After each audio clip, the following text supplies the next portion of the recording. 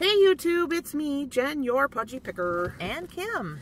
And we are here again for another podcast, Two Sisters. One booth. And this is podcast number 47. I thought I was going to say it wrong, so I didn't say it. 47. See, if I waited for you, I know people would be listening to nothing. They just hear us breathing. Yes. So today we are going to talk about trending items and what you can find out is selling or what people are interested in, what is currently hot or in demand. Yes, because, you know, there's people see things and they want them. They want to buy them. And so we need to know how, you know, since they're so influenced in what they see and what's new and trending, how do we know what's new and trending so that we can supply them with what they want for their house? Yes. So, in order to do that, there's a lot of different ways to figure this out, and a lot of them are a lot easier than you think. And the first one that comes to mind is something that comes right into your house every day, or at least once a week, and that's like newspaper ads. When you get the junk mail or the newspaper ads and you're looking through like the furniture sections of the furniture ads, you know, take a minute and look. Though they're selling that couch or that bed, what colors are they using to accent with? What are they putting on that table in front of it? What are they using for a pillow? What colors? What textures? What are the prints? There's, you know, different trends that go on, such as the paisleys. Or the chevron print was real popular. It's still there, but I don't think it's quite as popular as it was. Plus, if you don't get a newspaper, I always call it the Tuesday junk, because that's when it arrives. And that, see, since I don't get a newspaper, I do get ads for local stores, including grocery stores, which is, you know, where I know what's on sale that week. So even if you don't get a newspaper, you're still getting that advertising delivered to your door, whether you want it or not, pretty much. Pretty much. That's about it.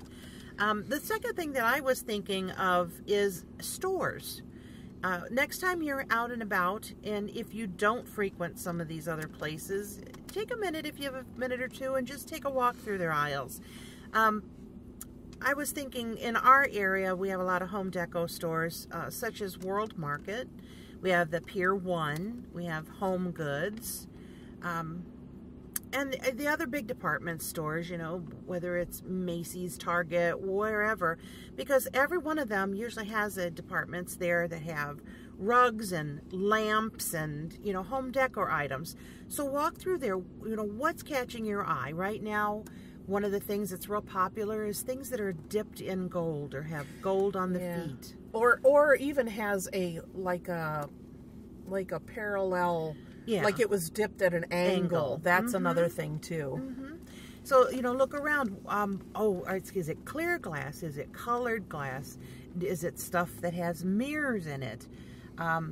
So what colors are they? Textures for the lampshades. Even things such as animals. Owls are still trending pretty heavy, but there's other animals, like for a while, a lot of things about giraffes and that. So they're incorporating that into the pictures on items, or one on the pillow, or another thing I see a lot of is like one tone, like an animal that's all white. Yes. And you've seen it, like, you know, with like a moose or antlers or something, like on a smaller scale, that's all one solid color. And that's quite popular. Or like you said, on pillows or other things, it's like the silhouette of an animal, and it's just one particular color. So even though it's muted down or toned down, and it's not like animal print everywhere like it was in past years, it's more subdued, but animals are always in. For some reason. People love animals. Especially dogs. You can't ever go wrong with dogs and cats. People love their dogs and cats. And turtles. And frogs. Yeah, my daughter is a turtle. Squirt. His name's Squirt. Turtle Squirt. Okay, anyway, back to the topic here. Okay, so the third thing that I was thinking about was online. Everyone has a tablet, a phone, a computer, and whether you're on Facebook, which the younger people aren't, so we're showing our age, mostly older people now, these advertisements keep popping up in there for different companies. Again, thinking places like Wayfair or Home Beautiful. You can go on... Overstock. Yes, Overstock.com. Those places that are... you can go to Google and Google in trending home decor for 2018. Don't spell it Decker. I said Decker, but it's not. It's decor. That's the southern sneaking out of me there. Like Pilla and Yella. Yep. We won't go there. Anyway, so when I typed that in, for instance, just to kind of make some notes that were relevant at the moment, was one of the sites that came up was Country Living. And so Country Living, that's a big magazine, and they have events too. Yes. We actually went to one with Mom several years ago, where they have events where they have vendors and and different experiences, and so I mean it's more than just the magazine. Yeah. So that had a lot of interesting things on it. So just by clicking in on that one that was brought up, it mentioned that a lot of the colors for 2018 are in jewel tones for wall colors and that. So what can mix and match with jewel tones? Or a lilac. Lilac is a trending color. And things that are brass or the color of brass. And even if you're not going to go in somewhere and paint a wall or something, but what can you accent with those colors that would go in? Maybe a pillow or something if you sew, or paint something that color, or find something in that color. Because even if you're not selling furniture or any larger piece items, we are selling things that people will buy to go with those things. So lamps, things that hang on the wall, maybe pillows, certain types of knickknacks, smaller signs, and that's something that we always pick up and carry. So that's going to go with that. And some people don't want to make such a huge commitment, to a big flowered couch or to have a whole room wallpapered. They want, a smaller commitment of a lampshade that's a little bit brighter than they would normally choose, but it gives you that splash of color. So it's not like, well, boy, I put this wallpaper up and a week later you're like, what have I done? I hate it, yeah. Even some of the wild wallpaper that people do now, they'll do just one wall or just one area. That's one of the things that I read about on this site, was the accent wall is on its way out. Oh, thank you for telling me. It's been in vogue for many years now, and it's not so much in vogue anymore. But I did find another term that maybe some of our listeners haven't heard of before. What is it? Lay it on me. Wabi-sabi. Now, whether I'm saying it right or not is another... Isn't that hot green stuff you find? No, that's a wasabi. That's wasabi. Not wabi-sabi. Oh, okay. But it says that it's the Japanese arts of finding beauty in imperfection. Now, I didn't know the term, but I have seen other things about this in the past where, such as a broken bowl or something that has a crack or a chip out of it, and they take gold and fill it in to that so it's still usable, a usable item. So I guess it kind of goes with the idea of, instead of hiding a perfection, you're highlighting it. Like if you have a scar or an imperfection or a difficult time, that you're actually showing that has a strength to it. That's why I go out in public with you. Oh, wow! Cha-chang! Zing! Okay. Anyway, but that's my wabi-sabi sister. But when you have something like that, that is totally not how people look at it in this country. No. If something has a crack, a chip, or any kind of imperfection, they're like, throw it away, get a new one. I mean, we're in a very disposable society in this country. Oh, definitely. And, it's good for business, but it's not good for the environment, and it's not just a good general way to be, when people talk about going to thrift stores, you can find awesome stuff there because people don't donate stuff because, oh, this is beat up and torn up and I'm going to donate it. I don't like this color anymore. I want a different table. I want a different style. I want my room to look different. So I'm going to get rid of things that are perfectly good, perfectly usable, because I'm tired of looking at them. Exactly. And years ago, people didn't do that.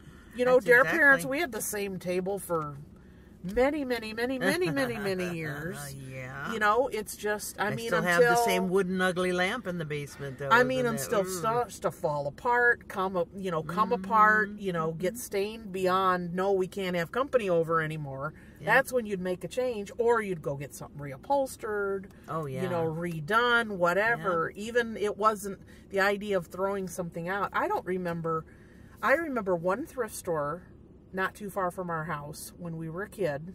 It was that Goodwill, and it's a Chinese restaurant now. But I don't remember, there wasn't thrift stores on practically every corner like there is now. I mean, people just weren't, you know, giving stuff away. Yeah. And now, you know, people, oh, you get something out of the trash or somebody's throwing something away. Yeah, because there's lots of people who are too lazy or don't care to actually take it to a thrift store and donate it. Exactly. So, yeah, it's not like, oh, somebody has, you know, a rug next to their garbage can that their, you know, dog decided to, you know, poo and peep all over. You know, no, I just don't like looking at that rug anymore and I want a different color. So, yeah. Yeah, I understand that. So, well, with this wabi-sabi, we have to figure out, though, how that can translate into what we need, what we can do to fill the need of the mass that want to buy from us when they're redecorating, like you were talking about. And it's saying that it basically what it's translating to in our society is things that are handmade, things that are hand painted, also things that have rough textures or what's the word I'm looking for? But things like natural. Yeah, and linens and pottery and that sort of thing, and that's what is another item like that's live edge furniture, yes, or tables or mantles. That is huge, and those are big money. Yeah, because that's one of the things that's still trending right now is natural accents, and they're like things like wooden bowls or even wooden utensils in the kitchen aren't just for cooking. They use those for decorating. They're even gold tipping the handles on those. Ooh, that would be pretty. Yeah. So or even in colors, I've seen them dipped in the blue and that too. So black and white is still very popular and very hip. Floral prints, you mentioned. Floral prints is something else, a bold floral print, but it's for just a item. Whether if you redo furniture or something, then take a chair, and if you're bold enough to do that on a big chair. And if you don't do furniture or don't do something big, again, like we were saying, translate that to something smaller, a picture, a print to hang on the wall, or a scarf to put on a table, or a pillow. Yeah, accent pillow, a lampshade. Yes. Something that can be changed out if you don't want, you know, if you don't want to make that commitment to a certain color or a certain design. And things have, the trend has been for monochromatic for so long, and minimalist and very natural, earthy colors, to have, you know, something that's bold and, you know, wow, it really catches your attention. But it's not something you paid $500-600 for, and then when you get tired of looking at it, you're like, I can't get rid of that. I paid so much money for it. So yeah, that's a big part of it. You were talking about looking online, and what I thought too is there's a lot of really super high-end places that there may not have a store. I know there's a town not too far from me that has a Crate and Barrel and some of those other more foo-foo stores, I call them. Store. Yeah. So, but there's also a really high-end place like Restoration Hardware. Go on there, look at the things they're offering, the prices, you know, make sure you're sitting when you look at the prices, but it will give you some ideas of what people are looking for, what is considered higher end. You know, and literally you can look, oh, that's a beautiful glass bowl for $400. Yeah. So, as far as Restoration Hardware, West Elm, that's another real high end that you can look and get some ideas. Pottery Barn, they're very high end. Crate and Barrel, I said. Pier 1, you already mentioned. So, you know, we may not live in an area that, you know, if you don't live near a big city, you're probably not going to be able to just say, hey, let's go, you know, walk into this store, or let's, you know, go here or go there. A lot of people have malls and Macy's and some of those places, but you can go online and shop online and see. I love to shop online. Yeah, and you know what? I mean, us being more of careful with our money, and we don't buy a lot of stuff for ourselves, and we like a good deal because we like to sell things. You know, how often would we ever walk in a Pottery Barn or anything? Yeah, we just don't. No. But if you're doing if I'm this, there, I walk through just to look at the clearance stuff, and it's still too high priced. Even Hobby Lobby. I mean, the few times we're getting one, but the few times I've been in one, it's fun to look at. It's fun to go and look in IKEA. But does that, you know, am I necessarily going to come out with a basket full of stuff? No. But can I come out with a whole bunch of ideas? Yeah. Oh, yeah. Those are free. Yeah. So, I mean, that's absolutely, you know, you can go online.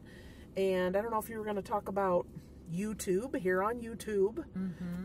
If you're like, wow, you know, if you start seeing some of these great ideas and wow, that's beautiful, or maybe I could do something like that, but I don't have a lot of talent, you can go and watch videos until the cows come home. Until your electric shuts off. So look up Restoration Hardware DIY.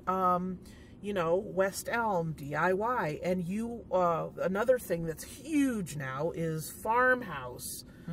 So you can go on there, Farmhouse DIY, and there's literally a day's worth of videos that will walk you through. And even a lot of them are Dollar Tree.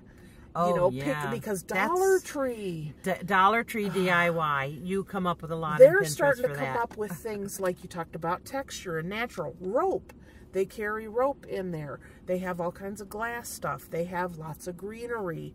They have, you know, the rocks, the little moss balls, all these things. They have some of the galvanized pails. Yeah. And a lot of I mean, even they're coming out with stuff. And not like we're saying go to Dollar Store and buy a whole bunch of stuff and put it in your booth, but you can use it to build upon. You can whitewash it and, you know, and distress it or do this or do that.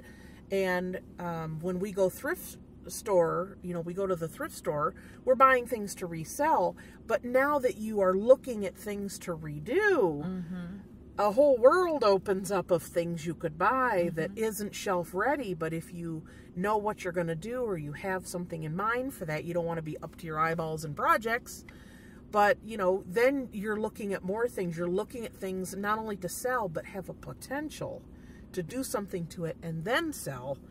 So, I mean, there really is no limit to how much you can do. And if you're not really talented, look up the ideas, find a way to do it, watch a few tutorials. Oh, yeah. You know, it's like getting handheld through a project. It's like someone sitting down and saying, okay, let's do this together. If you got a hot glue gun and a few bucks, man, you can do some real damage. You don't even need the glue gun. Yeah, so, I mean, some of the stuff you see some of it can be complicated, but the majority of it is easy. But like in the conversation we had earlier, to start off with cheap stuff too, when you're going through the thrift store, what do you see a lot of? You see a lot of glassware. You see a lot of vases. You see a lot of trays. Yeah, so, you know, even cutting boards. People are doing things to cutting boards to make them. Yeah. You know, if you see, you know, butcher block type, you know, cutting boards. I mean, think of the things you're seeing all the time that are $1 or $2. That's the essence of crafting, is taking something cheap and making it either beautiful or useful or both. And if you can think of the things you're seeing, literally, if you go into a thrift store, there is so much glass there. They throw it away. It's mind-boggling. They end up throwing it away in ours, because I came around, I heard crash, crash, crash. I'm like, what in the world? And she had a grocery, or one of the carts, and she was just literally taking glasses off the shelf and piling them in there. And I was like, she's not being very careful with them if she's moving them or something. And I got talking to her, and she said, no, we literally get so much glass that after a certain period of time, we just take it and throw it in the dumpster. Yeah, there's just so much. And there is even, I can't think of his name, but there's a YouTube channel where this one particular guy dumpster dives, and the only place he goes is a thrift. He lives in a small town. It's a local thrift store in his area, and he sells at flea markets and stuff, but that's the only place he ever dumpster dives. And there's, you know, books. Books are another huge thing. Books, glassware, you know, all these things that they throw out because, even in the excess of having 1 million thrift stores, there's still more than they can handle. Oh, yeah. So, and clothes, and there's just so much stuff. Burlap, that just came to my mind. Burlap, chicken wire, that's more of the farmhouse stuff. I mean, there's just so much that, you know, even the thrift stores have to throw stuff out. And people get upset. Oh, well, they're getting this stuff for free, and they should this and that. But they can only hold that space so much room. Yeah. There's only so much room in the building. And even then, now we're seeing all these places pop up by the pound. Yeah. Because what do you do with it all? You ship it to one place, people come in and literally pay by the pound.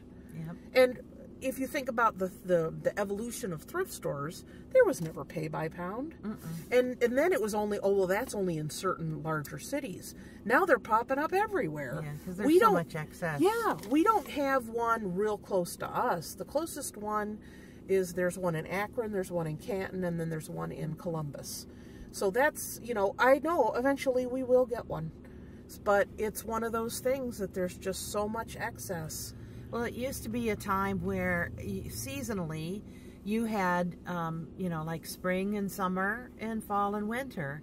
And now, so you only changed out your store stuff like 4 times a year. Yeah. But now, because of the excess and everybody wanting something new, they make it so cheap that they literally are switching out in the department stores clothing. Within every 6 weeks, they have a new line coming through. So what do you do with all of that? You're selling it. When the people that are buying it, what are they doing with it? Getting rid of the stuff that's in their closet to make room for the new stuff. Yeah. And then if the stuff they don't sell, they got to get rid of that too. Yeah. So you end up with a huge excess. And there's a lot of backlash on companies who are throwing things out. Now we see all these liquidation places showing up. I mean, there's literally, I mean, I could name off 10 right off the top of my head. I recently did a video on a particular one, and they do shelf pulls, clearance, returns, etc. And they're putting stuff literally in pallets and selling it. Yeah. So even that's a new thing that's popped up in the last several years. And it used to be, if you did want to buy those, you had to have a license to resell, a vendor's. You had to like jump through all these hoops to get this stuff. Now, anybody with some money and an address, you can get anything you want to resell. You don't even have to go out and source to get stuff to resell. Yep. Delivered to your door. Yeah, so people get upset. All these stores are throwing all this stuff out. It is a culture-driven thing, and it's a shame to see so much being thrown away. But there's only so much room in a store, and like you said, seasonally. And even if you say, well, why don't they clearance it down? That's still taking up valuable space when they have more literally a truckload. A truck just pulled up. Where's all that stuff going to go? Yep.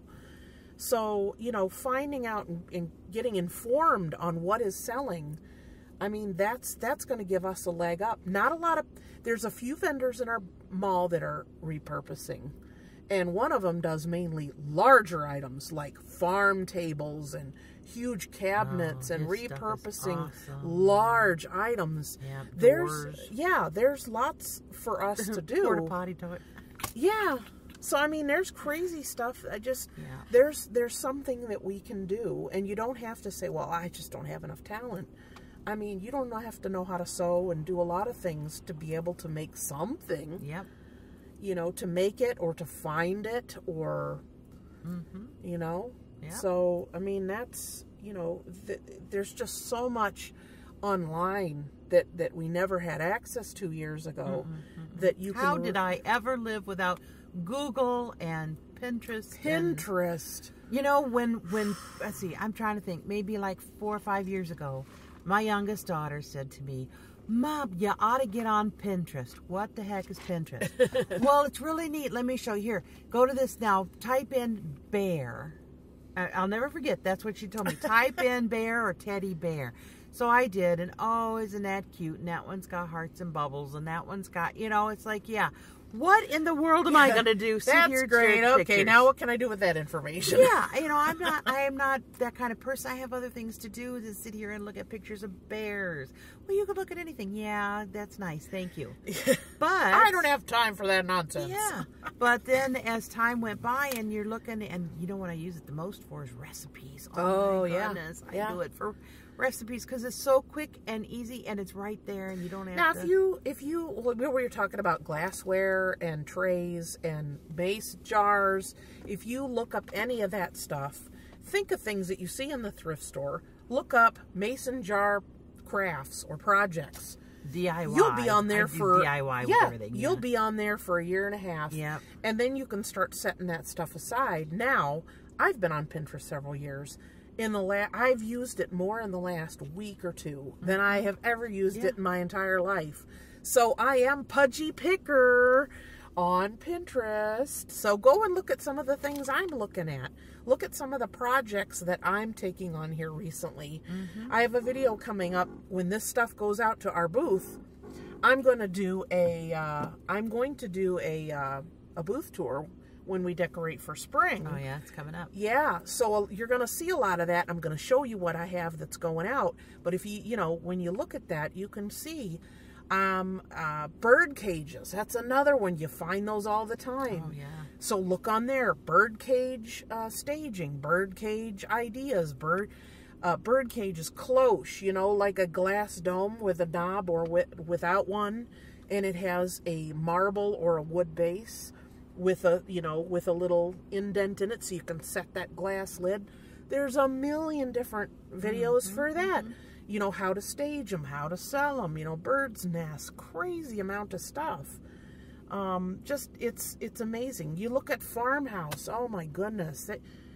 There's just so much to see, and there's so many ideas. And then once you see the idea and you're not sure how to do it, go to YouTube, type it in. Somebody will show you how to do it. Yeah, you click on the link.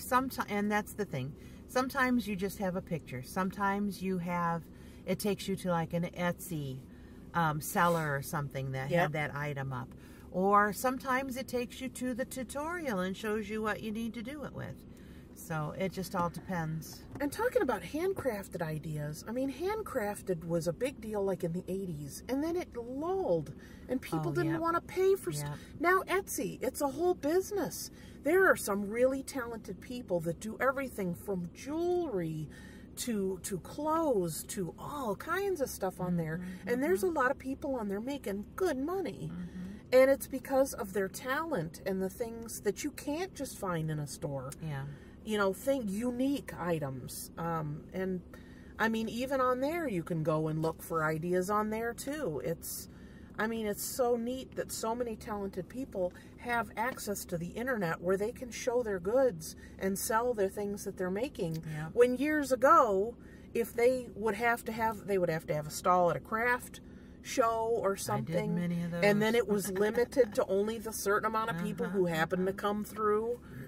The internet has, for all the bad things that people can get involved in on there, there's so much that you can learn and do.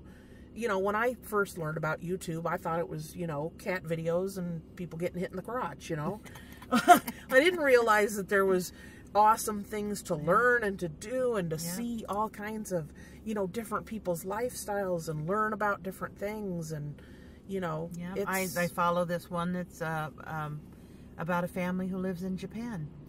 And so they'll say, my life in Japan, this is how we do laundry. This is how we do this.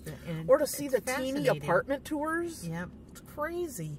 Yep. But it's so neat because it's not something you could experience unless you traveled to all these places. And to be able to see what other people are experiencing and what their life is about. And it helps you to become a better rounded person to see these things. But there's so many talented people who are willing to share. I mean, with me doing videos, I love the idea of people are learning stuff. And with us, with the podcast, that we've been able to help people, finally pull that trigger and make the decision to open a booth. That's so cool to me. Yeah. That people can hear my voice and they're like, we don't know who they are, I've been where they are. thinking about doing that. You know what? I'm finally going to do it. And that's That's awesome. Because sometimes you just need that person that's been involved in something to give you that little bit of information you need to help you make that decision. And they live hundreds and thousands of miles away from us. Yeah. And so you're able to help people without realizing how you're helping. It's neat. It's a neat idea. And to make, you know, make that decision to do something, because a lot of times we don't make decisions on things because we don't understand. Fear. We don't know it. Yeah. It's the fear of the unknown. So when someone says, here's how you do it, and you can do this, then it gives you that impetus to say, you know what, I am going to do this. A little bit of confidence to go, yeah, that sounds, I can do that. And you know what? I'm sure if you've listened to our podcast for some time, you know that we're only going until number 50. Aww. But Kim and I are going to have a show once a month. It's going to be at least an hour long. Yep. And it's going to be the first Wednesday of every month. Yep. And we're going to do all kinds of things. Maybe we'll do some fun. tutorials and some ideas. Come shop with us. We'll actually maybe sit and talk about like this type of situation, but we'll be on camera. I mean, there's so much to talk about, and maybe we'll do some tutorials and some different ideas. I'm prepping for my camera debut. Oh boy. Hey, y'all ask for this, so when it comes, don't start complaining. I can't see you. I want to see you. I want to pull the curtain back. How many times did we hear those? Yep, well, careful what you ask for. That's it. Pay no attention to that man behind the curtain. So, you have anything else to add? Or are we pretty much where we need to be? We kind of covered it all. I think that was a pretty good half hour.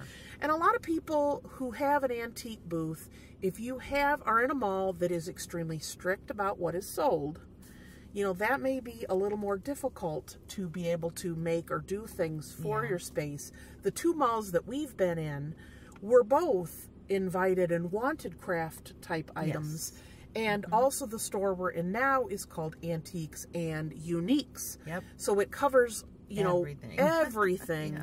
You know, just everything that you can think of. And people like to buy all different things. There are other stores. There's one in Willoughby in downtown that they are very strict on the age of things, the condition of things.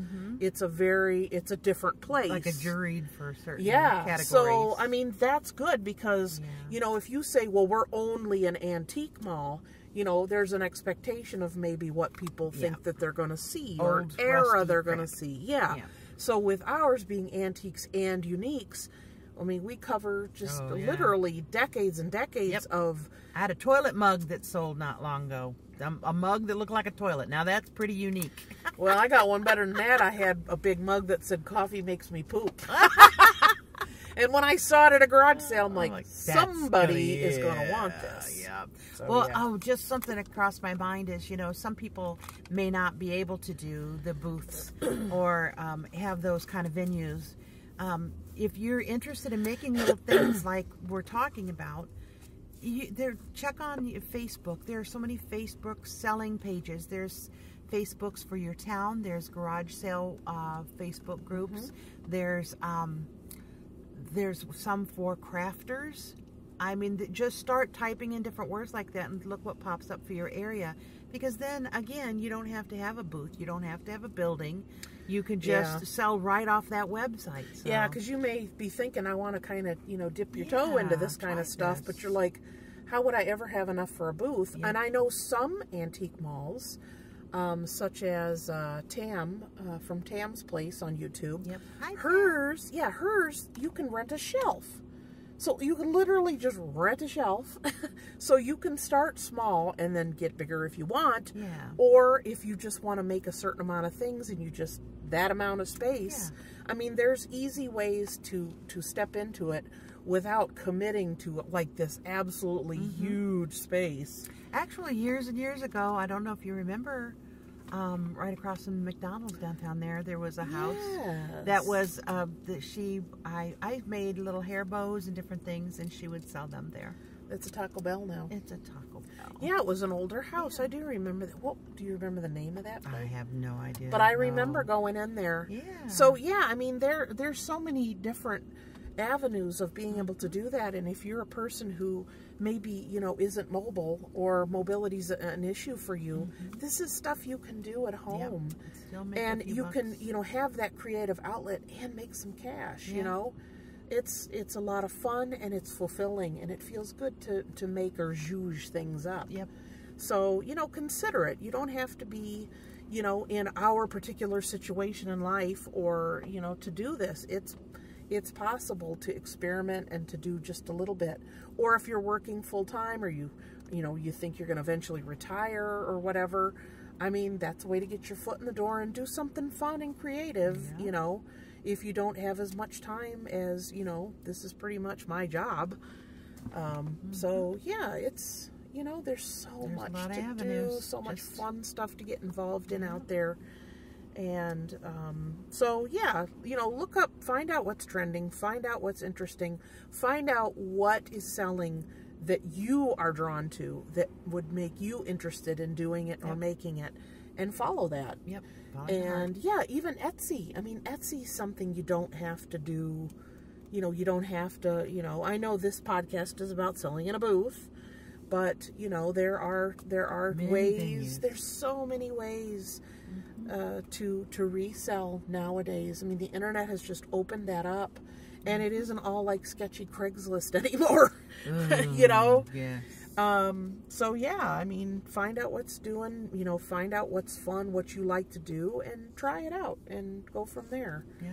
So it could be an income, it could be a little extra cash in the bank, or it could pay the bills, depending on how much that you follow your that. Vacation fund. Yeah, a lot of people do that and say, well, I'm saving for this one particular thing. I'm, you know, helping pay some bills, and we're squirreling away money for a house. So, because we're renting now, and that's, you know, it's just so many possibilities. So, well, we hope that you enjoyed our podcast this week. If you could please give this video podcast a thumbs up. You can leave a comment down below. You could also email a question to jen@pudgypicker.com. You can follow me on Twitter and Instagram, and now Pinterest. Whew, this speech is going to get longer and longer. So, The Pudgy Picker, or just Pudgy Picker on Pinterest. And if you have any questions, now's the time to get those in before we finish up this series. So please do that. If you haven't subscribed already, what's holding you back? Really? Come on, join the fun. Join the insanity. That's my sticker on the front door. Yep. So we will see you guys next time. Okay, bye.